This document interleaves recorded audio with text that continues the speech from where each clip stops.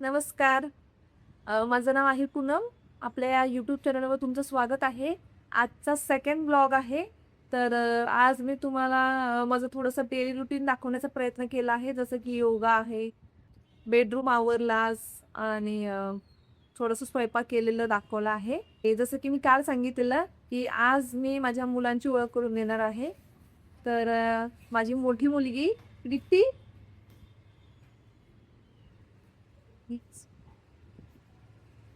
ही माझी मोठी मुलगी आहे दीप्ती. आणि ती कितीला आहेस? 6ला आहे. आणि आता 6ला गेली म्हणजे आता काय सुट्ट्या आहेत, एन्जॉय चाललंय ना. आणि माझा छोटा मुलगा ये शर्वे, हा माझा छोटा मुलगा खूप शांत आहे असं मी म्हणणार नाही, कारण तो 5 मिनिटं फक्त शांत बसेल असा बसा, परत तो चालू होईल. कारण तो कुठेच शांत बसत नाही, घरात, बाहेर, ट्रेनमध्ये, कारमध्ये, कुठेच. स्कूलमध्ये तेवढं बसत असेल कारण तेवढा टीचरला घाबरतो नाही का शर्वे. काय नाव आहे तुझं सांग बघू. शेरू. हाय कर, हाय. काय बोलायचंय? कुठल्या क्लास? काय नाही बोलायचं. कोणत्या क्लासमध्येस? जोरात सांग, आवाज येणार नाही. ज्युनियर. ज्युनियर मध्येस? अच्छा. ते काय बनवलंस मग अशा हाताने दाखवतो. आजकालची मुलं इतकी स्मार्ट आहेत ना, तरी एकदा फक्त शॉर्ट्स मध्ये बघितलं असेल. ह्याला काय म्हणतात? टिपटॉप. टिपटॉप म्हणतात. टिपटॉप. चिपचॉप म्हणतात, सॉरी. तर तो बनवतो किती छान. दाखवू ते कसं ओपन होतं. हा ना, हा बघा कसं ओपन होतं ते. तो हल्ली म्हणजे अगदी 10-15 सेकंदात बनवत होतो, इतकी त्याला प्रॅक्टिस झाली त्याची. आणि बोट पण बनवतो शर्मिल. हो, बोट नंतर आता नाही. जा. या असं बोलते. तर आज आहे 13 मे तारीख. हा व्हिडिओ उद्या रिलीज होणार 14 मेला. तर 14 मेला आपल्या छत्रपती संभाजी महाराजांची जयंती आहे. तर या निमित्ताने मी एक गोष्ट सांगेन. मूवी काढला आहे रितेश देशमुख यांनी. तो आपण सगळ्यांनी बघायला जायला पाहिजे. याचं कारण असं आहे ना की आपल्या महाराजांचा इतिहास आपल्यालाच माहिती आहे. हल्ली तो बुक्समध्येही नाहीये, म्हणजे मराठी पुस्तकात असायला पाहिजे, पण एखाद 2 धडा सोडला का परत नसतंच. ते पण अगदी 4थी-5वीला मला आठवतंय. त्याच्यानंतर पण मी ऐकलं नाहीये. त्यामुळे मला असं वाटतं की आणि मुलांना घेऊन सोबत जा मूवी बघायला. कसं त्यांना आता काही न कळते, पण हळूहळू त्यातलं त्यांना समजायला लागेल आणि आपल्या महाराजांचा इतिहास सगळ्या जगासमोर यायला मदत होते या मूवीमुळे. सो म्हणजे यातले असे नुक्स काढता कामा नये कोणी. बरेच लोक म्हणतात अरे असं दाखवलंय, तसं दाखवलंय, पण तसे नुक्स न काढता आपल्या महाराजांचा मूवी आहे तो. आणि मूवी काढणाऱ्या माणसाने सुद्धा छान अभ्यास करून काढलेला असतो तो. त्यामुळे आपण त्याला प्रोत्साहन देण्याचं काम करू शकतो. कारण आपण मूवी काढू शकत नाही, पण आपण त्यांना एक सपोर्ट म्हणा करायचा प्रयत्न करू शकतो. बघू दे बनवली त्याने. मला परिचय करते. दाखव. हा हे बघा, किती किती सेकंद केलं. खूप कमी वेळात ते चिपचॉप ते मोडून लगेच हे पण केलं त्याने घरी. आजकालची मुलं इतकी स्मार्ट आहेत ना. हे पण खोलायचं पण दाखव. बोलायचं पण दाखवायचंय. ओके. ओ वाव वाव, मस्त. छान. मस्त. Hello. Who is this? This start आहे ना. जरा बघा तुम्ही आजचा व्हिडिओ, एन्जॉय करा आणि आपण अशा गप्पा मारतच राहू. मिस्टर आता ऑफिसला गेले आहेत. त्याच्यानंतर माझा अर्धा तास वॉक असतो.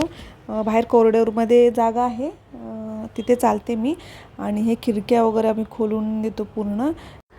पूर्ण खिडकी खोलून पडदे पण उघडते मी. पण सध्या मला आता योगा करायचा आहे, त्यामुळे पडदे लावत आहे थोडेसे. आणि आमच्या खिडक्या पूर्ण उघड्या असतात व्हेंटिलेशनसाठी. आणि हे बघा, योगा करताना पहिलं युद्ध हेच असतं की ही योगा मॅट सरळच होत नाही. आणि आता फायनली आपण योगा स्टार्ट केलेला आहे. माझा ठरलेला योगा आहे, बेली फॅटसाठी करते मी. 25 मिनटाचा योगा असतो आणि यानंतर प्राणायाम करते डेली. ॲक्च्युली योगा एक्सरसाइज करायला मला आवडते, पण तुम्हाला माहिती आहे घरात जर लहान बाळ असेल ना तर ते शक्य होत नाही, कारण त्याचंच बरंच सगळं करायचं असतं.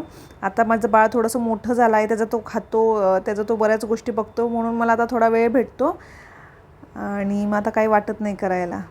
आणि पूर्वी कसं काही मोटिवेशन नसायचं, म्हणजे माहिती आहे एक्सरसाइज खूप महत्त्वाची आहे तरी पण होत नाही. पण आता मुलांचा विचार करून एक्सरसाइज केली जाते ॲटोमॅटिकली, कारण आपण जर स्वतःला किंवा स्वतःच्या शरीराला महत्त्व नाही दिलं ना तर आपली मुलंही तशीच होणार. ॲटलिस्ट आपल्याला ते बघतायत तर पुढे जाऊन त्यांच्या मनात योगा, एक्सरसाइज, हेल्दी खाणं याविषयी त्यांना चांगलं म्हणजे सवय लागू शकतात आणि त्या लागल्याही पाहिजेत. आणि त्याचबरोबर आपलं फिट राहणंही खूप गरजेचं आहे. बघता तुम्ही बाहेरची दुनिया कशी आहे, तर आपल्या मुलांसाठी आपण कधीही फिट असणं गरजेचं आहे असं मला वाटतं. या काळात तर पाहिजे. इथे मी योगा करता करता एक बाटली पूर्ण संपवते, कारण हायड्रेशन खूप गरजेचं आहे. आपल्या लेडीजचं कसं होतं ना, आपण ना कामं करत राहतो. कामं करता करता लक्षात येतं की आपल्याला तहान लागली आहे, पण आपण म्हणतो की चला हे काम संपवून घेऊ, मग ते काम संपवून घेऊ, मग पाणी पिऊ. तर असं न करता पहिलं स्वतःची काळजी घेणं गरजेचं आहे. आपण माहिती आहे ना, म्हणजे आपण आजारी पडून चालत नाही, घरातली स्त्री आजारी पडून चालणार नाही, सगळ्या घरातली कामं तशीच राहतात. तर इथे मी आता बेडरूम आवरायला घेतला आहे. मुलं उठली आहेत, लेट उठतात मुलं, त्यामुळे थोडंसं आता त्यांची सुट्टी चालू आहे, त्यामुळे सगळी कामं वगैरे असं लेटच होत राहतात थोडी. जेवढं आवरायचं तेवढं आवरून घेते, म्हणजे स्वयंपाकाचं झालं, झाडू मारणे झालं, देवपूजा करणे वगैरे हे आवरून घेते. पण बाकीचेही कामं राहतात थोडीशी, तर काही प्रॉब्लेम नाही. स्कूल सुरू झालं की परत एक वेगळं रुटीन चालू होतं. बरं, ही रोजची कामं असतात ना, ते कधी ना मेडिटेशनसारखं काम करतात. म्हणजे कसं आहे, ते त्याच वेळेला बरोबर तेच काम करणं, हे बरोबर असं मेंदूला आपल्याला सवय झालेली असते. त्यामुळे मानसिक आरोग्य छान राहण्यासाठी सतत कामात राहणे हे खूप गरजेचं आहे. मग फालतू विचार येत नाही. ते म्हणतात ना, रिकामं डोकं सैतानाचं घर, तसं काही होत नाही. म्हणजे कोणी काय बोललं, काय गोष्टी मनाला लागल्या असतात त्या सतत आठवत राहत नाहीत. त्यामुळे कामात असणं हे खूप महत्त्वाचं आहे. बेडशीट लावणे हा एक मोठा टास्कच वाटतो मला कधी. खूप मोठं काम वाटतं. करायला गेलं तर एक 5-7 मिनटात होऊन जातं ते, पण मग नाही केलं तर मग ते उगाच मनात राहून जातं, करायचं आहे असं करून. त्यामुळे ही कामं सकाळ जर आवरली ना, जेव्हा आपण जास्त एनर्जेटिक असतो तेव्हा बरं असतं हे. इथे आपण सगळ्या अंथरूण पांघरुणाची घडी घालत आहोत आणि व्हिडिओ मी थोडासा फास्ट फॉरवर्ड केला आहे, कारण व्हिडिओ जास्त लाँग होऊ नये म्हणून. आणि फटाफट आवरायचं असतं सगळं. मुलं बाहेर नाश्ता करत आहेत. आंघोळ लेट करतात, सध्या ब्रश करून वगैरे फक्त नाश्ता करतात. टी व्ही बघणं हे त्यांचं पहिलं काम असतं. टी व्ही बघत सगळी कामं असतात आणि खूप ओरडल्यानंतर मग एक करून आंघोळीला जातात. ते पण आरामशीरच असतं.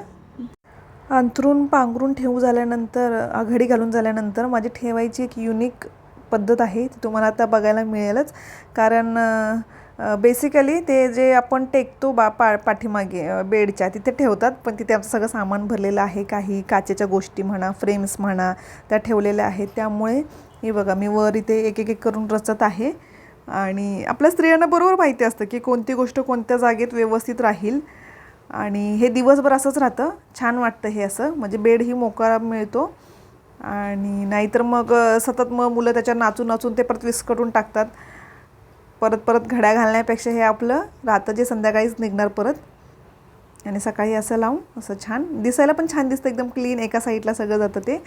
आणि ही गादी आमची एक्स्ट्रा, हा एक छोटा बेडच आहे, पण सध्या फक्त गादीच ठेवली आहे. बेड आम्ही तो असेंबल नाही केला.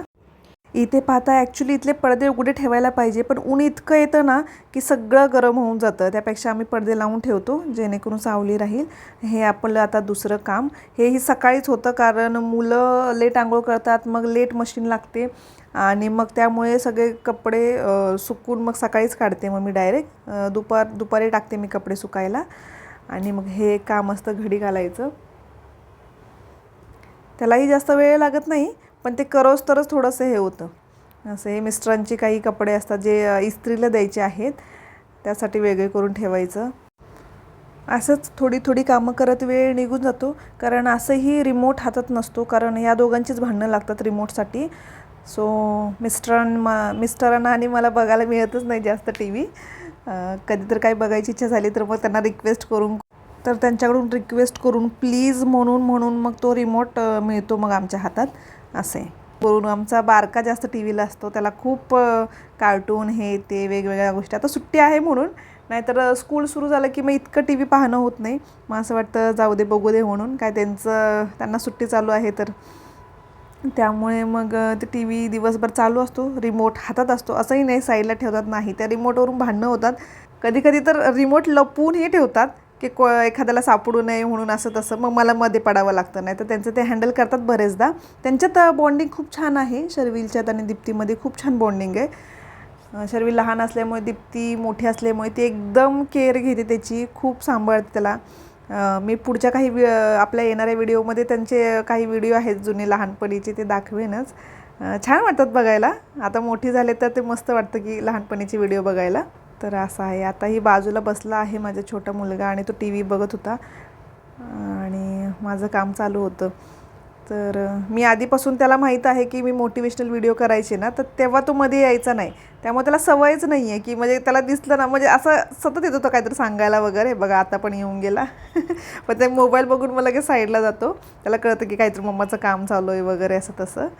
त्यामुळे मग तो खूप समजूतदार, दोघंही खूप समजूतदार आहेत. काही विषयच नाही, ऐकतात खूप छान वगैरे. एखाद्या वेळेस झोप नाही पूर्ण झाली तर मग चिडचिड करायचं, मग हट्टीपणा करायचा. नाही तर दोघं खूप छान आहेत आणि दोघांचं बॉन्डिंग खूप छान आहे की म्हणजे कोणाला एकाला नाही ओरडायचं. दीदीला मी ओरडायला लागली की मग शर्विलमध्ये पडणार की नाही दीदीला काही बोलायचं नाही वगैरे असं तसं.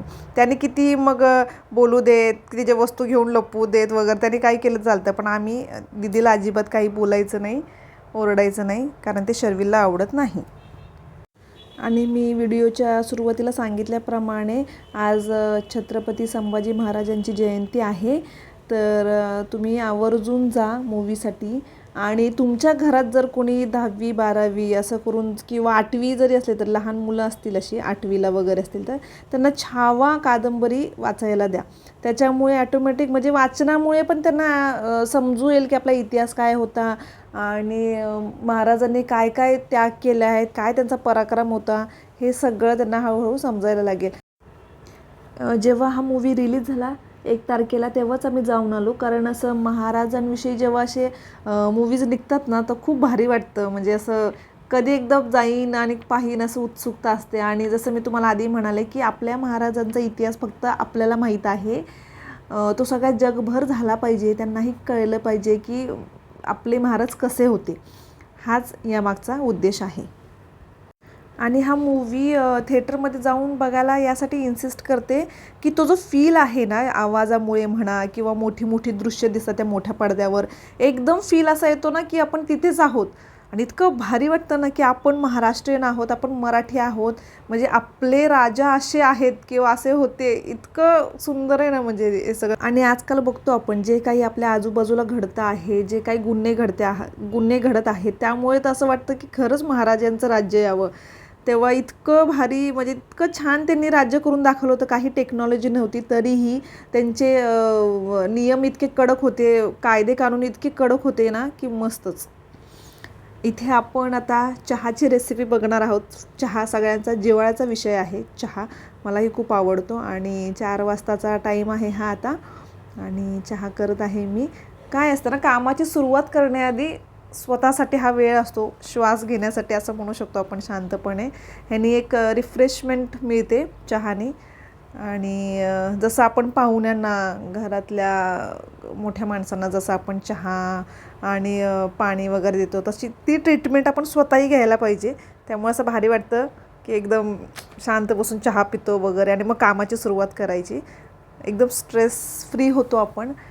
आणि जेवण बनवताना कधीही माझं मत आहे की आपण स्वच्छ मनाने किंवा फ्रेश मनाने बनवलं पाहिजे. कारण जशी चव त्यात म्हणजे जशी मसाल्यांची चव त्यात उतरते तसंच आपल्या विचारांचीही चव त्यात जात असते असं मला वाटतं. सगळ्यात शेवटी मी हेच म्हणेन की असे राजे होणे शक्य नाही.